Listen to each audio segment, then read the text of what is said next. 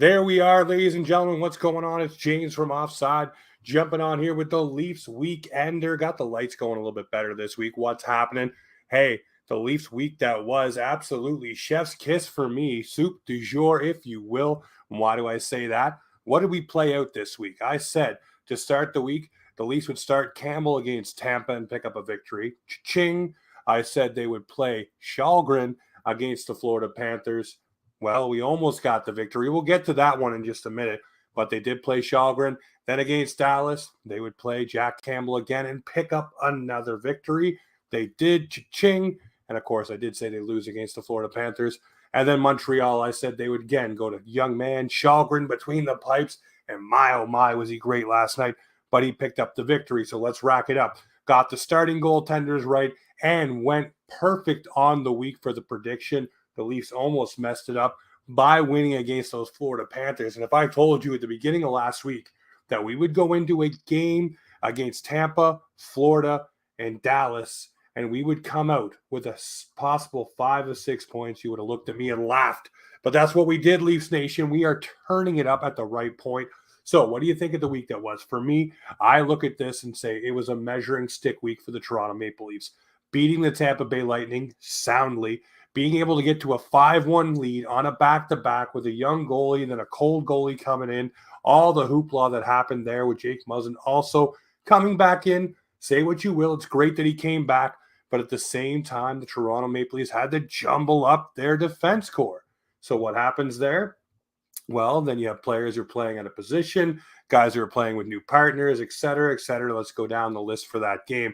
They lost at 7-6. It was widely entertaining. They still pulled out a point. They should have got 2, a lot of people would say. But let's take it for what it was. The Toronto Maple Leafs did a great thing this week.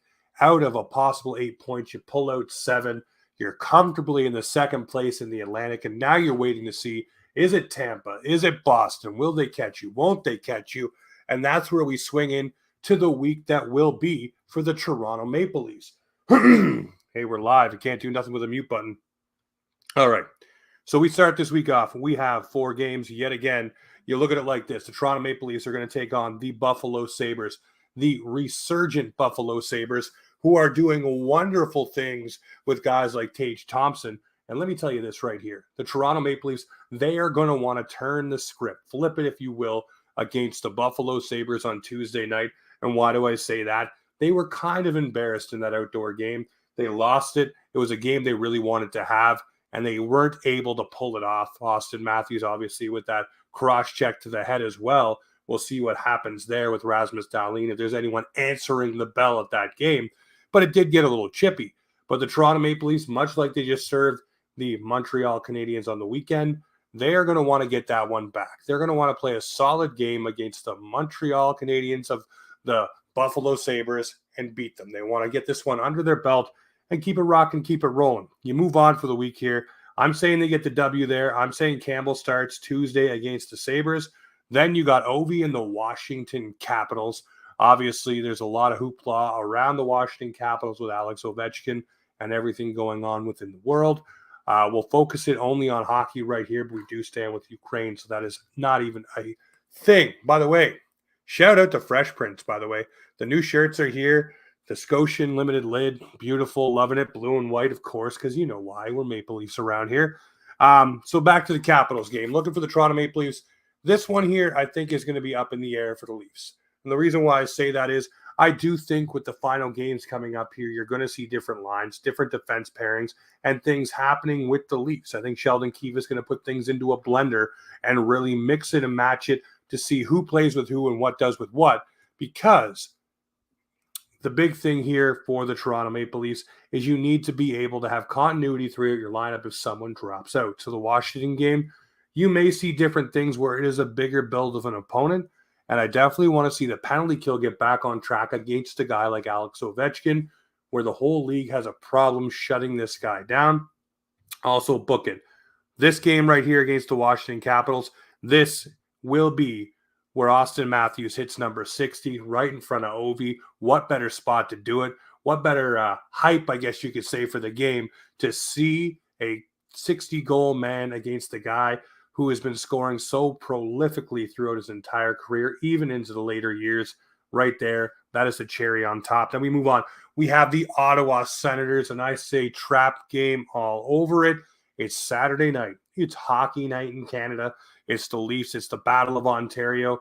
Ottawa has nothing to lose. They will pull out all the stops, and there's no pressure on them. So these young kids who are a scrappy team, I see you, Mr. Trottier. We talk about this all the time. I see you, Jack the Sens fan, as well, over on Mr. TikTok. This one right here is a game where the Leafs could fall victim to, hey, this team is not very good. Hey, this team is, not in the playoffs and not play up to their potential. This is something they really need to do. And we will talk about all of that stuff towards the good, the bad, and the ugly for the week as well. Shout out to everyone tuning in. I see you. Thank you for dropping by in the comments. So the Senator game, I think, is a trap game. If Forsberg's between the pipes, Stützle loves to play the Leafs. So does Tkachuk. You look at all the guys on that roster, they really want to turn it up and do something big. And how can you do it bigger than beating the Toronto Maple Leafs, who are on a great season run right now, than that game right there on Saturday night? Mind you guys, listen, this will get a lot smoother and a lot easier. I'm not used to being directly live by myself. I'm rambling, shooting, and running, so not used to it from the tip of the top of the cap, but we got this rolling, so we got it going. It is the Leafs Weekender, proudly brought to you by Boxing Rock Brewing. Go see it up in the corner there. Absolutely delicious. And we got the new gear from Fresh Prince here in Halifax. Absolutely loving it. All right, so the last game of the week is Sunday. It's the New York Islanders, a team that is going to be cantankerous as all hell. This is a game you have to watch out. This is a game where it could get away from you. I think this game will be for Källgren.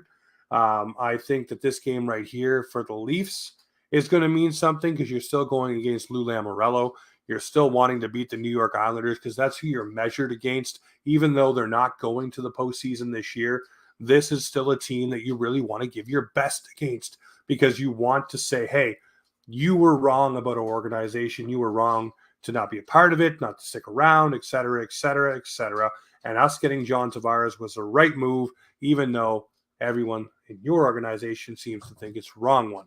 But the reason why I say this game could be consequential for the Maple Leafs is the Islanders aren't going to the playoffs. They're a physical team. They like to hit. You look at the Clutterbucks. You look at the Martins. You look at the Cizikas. Wow, can't speak tonight. You look at those type of players, and those are the guys that really could ratchet it up against Toronto and cause some problems. And then you look at Zdeno Chara on the back nine, can see the clubhouse. This may be it. Shout out to everyone tuning in as well. What's up, A-Topple? This right here is Zdeno Chara. Could be his last stand. So, of course, he's going to come out and be physical. So you have to be careful and wary of injuries against the New York Islanders on Sunday night.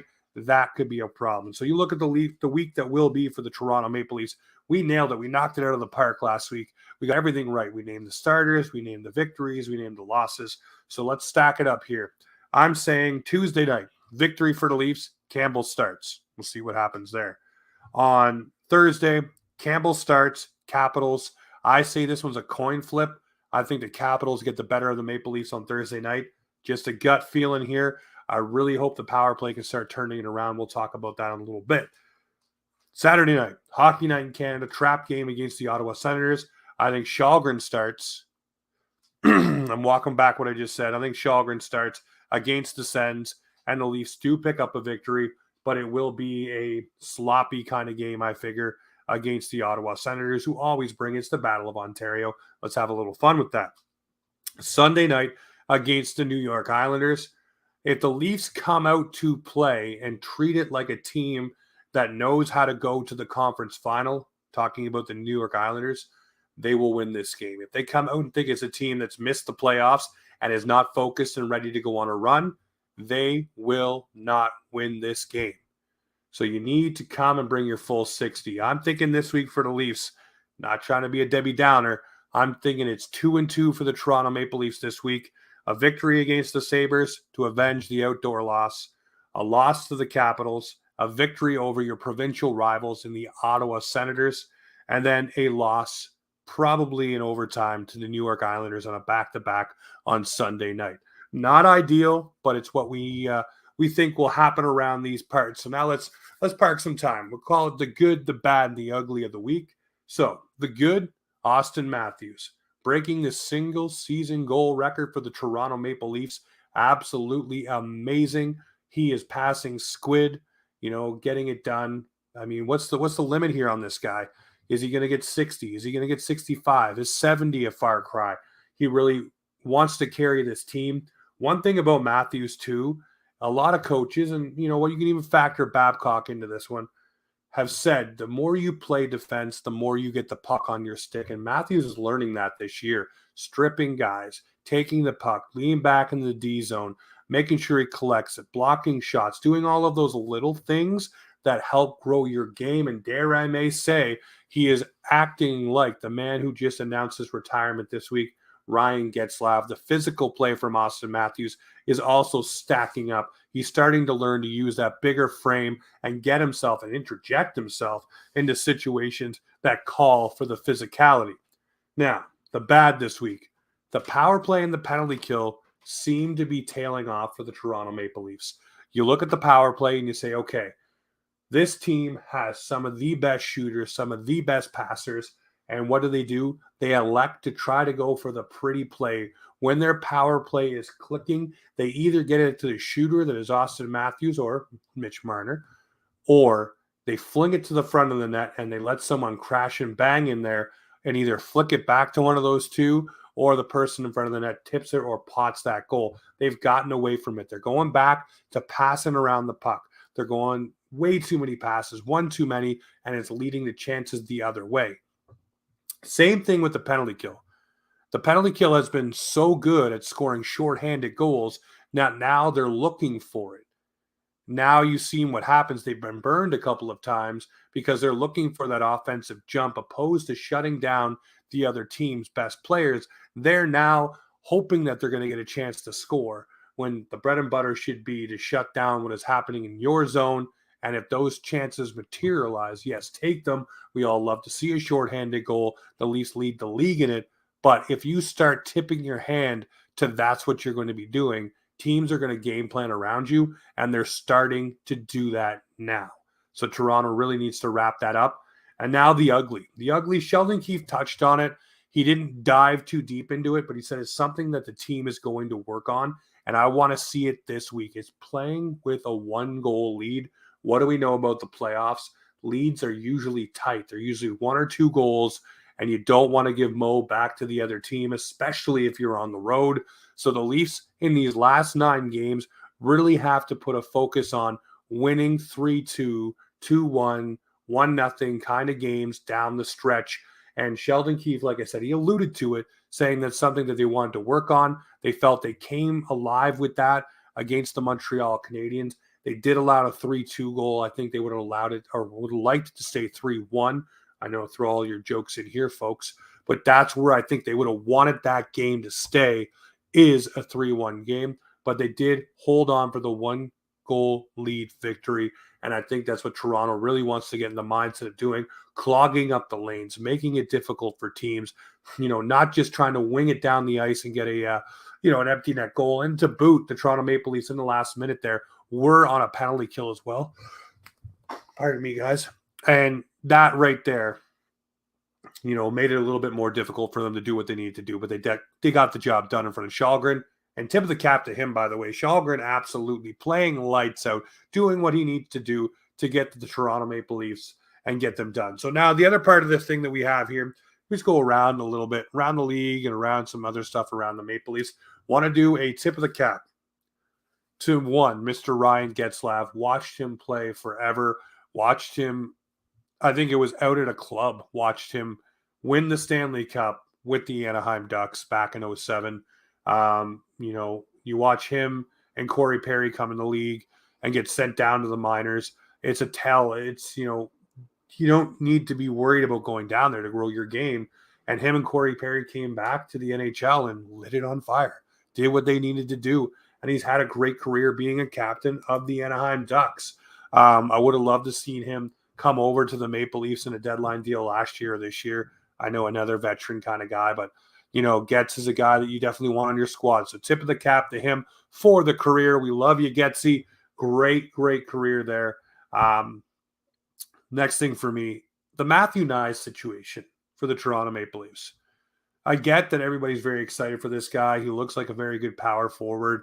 He's not sure if he's going to stay or come. And the thing that gets me a little, I wouldn't say pissed off, but annoyed, is the fact that they're sending an entire conglomerate from the Toronto Maple Leafs on the private jet, mind you, to go schmooze this kid.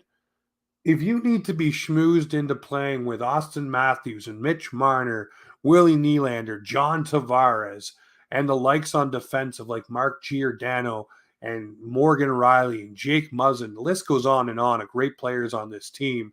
And the fact that they're basically telling you, you will factor in on our second line and be on a power play unit as well, right out the gate because of what he can bring with his physical tools.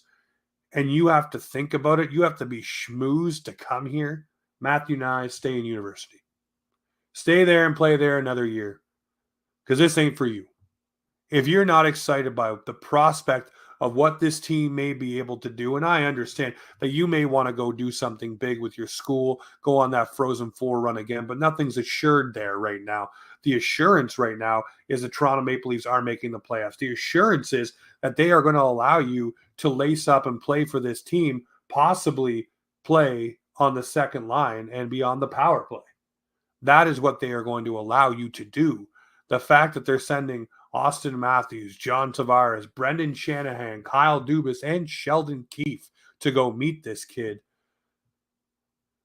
I'm just telling you, man, you're putting undue hype on yourself for having to do something like that. Obviously, the Leafs want him in the lineup, and there's a reason for it. But at the same time, if he comes and he doesn't deliver, and all of this was done just to get him here, doesn't sit well with me. Same thing that doesn't sit well with me is guys who are breaking their back, busting their asses down in the Marlies. I look at Steves. I look at all kinds of different guys down there, Dusaks and all this. And you got guys coming in from university, and I know they want these guys to play and come in and be a part of their system.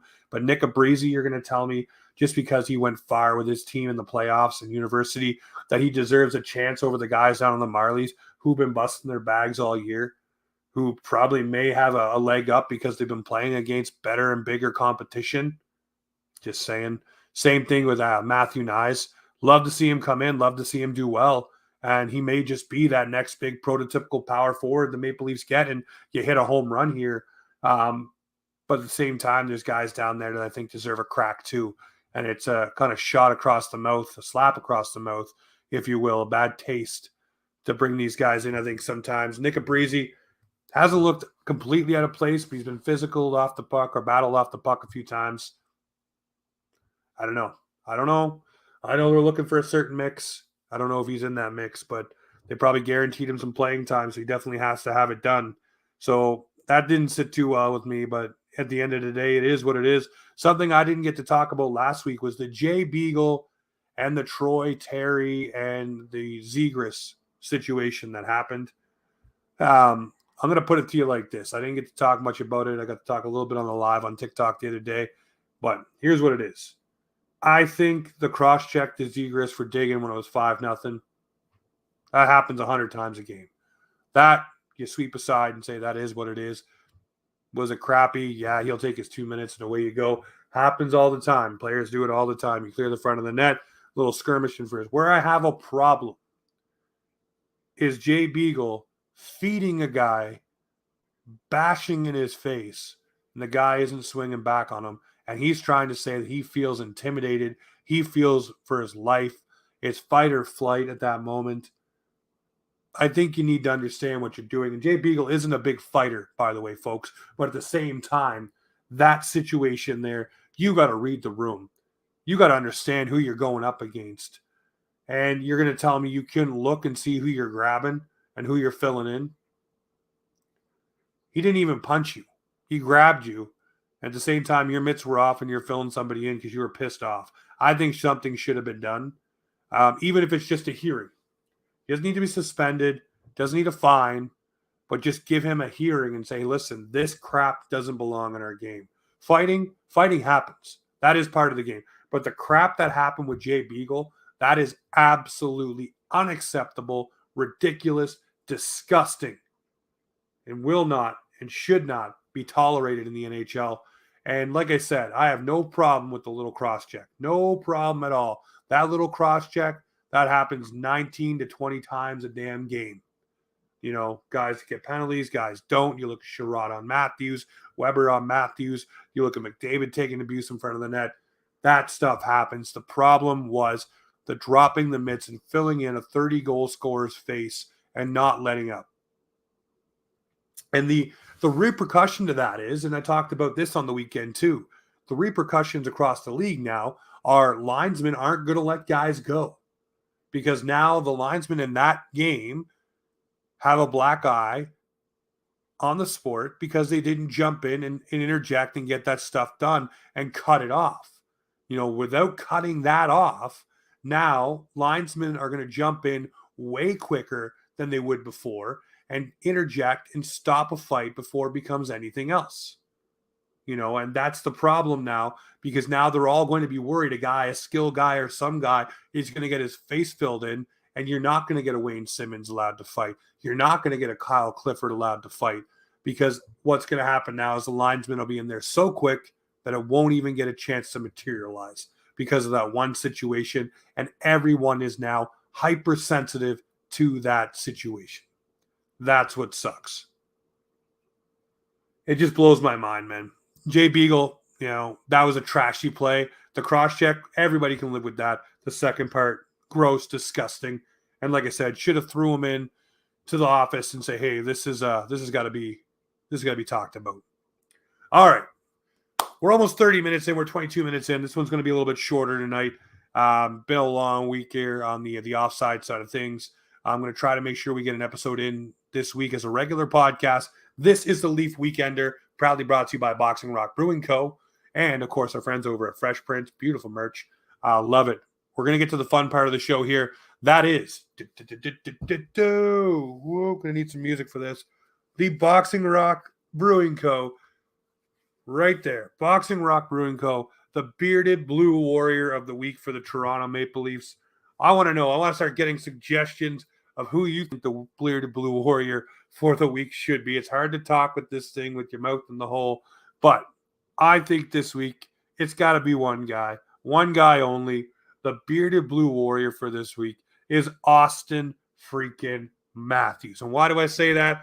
Well, Auston Matthews not only broke the single season goal record for the Toronto Maple Leafs, his 200-foot game is taking leaps and bounds. He's blocking shots. He's throwing hits. By the way, Mitch Marner the other night, 6 hits in one game. Hello, where is this coming from? But I digress.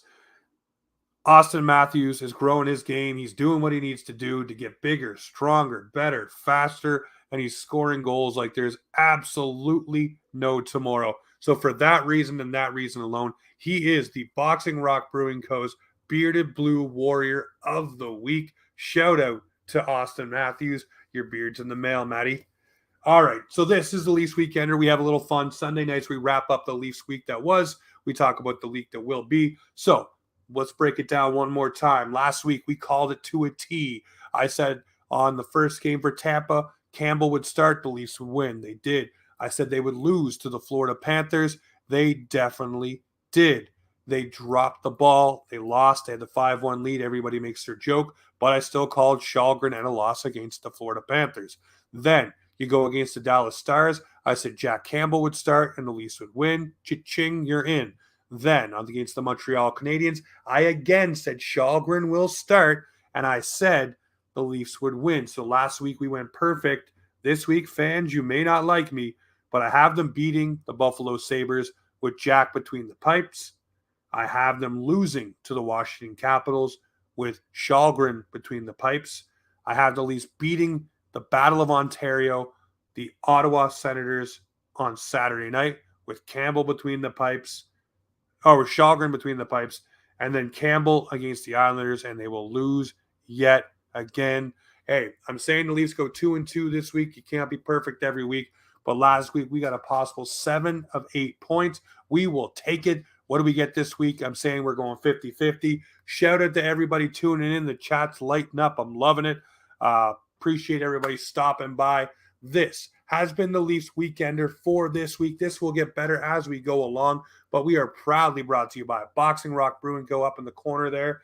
And of course, our friends over at Fresh Prince. Absolutely beautiful merch. All right, guys, you know what it is for the week. It's Go Leafs Go. Hit the follow.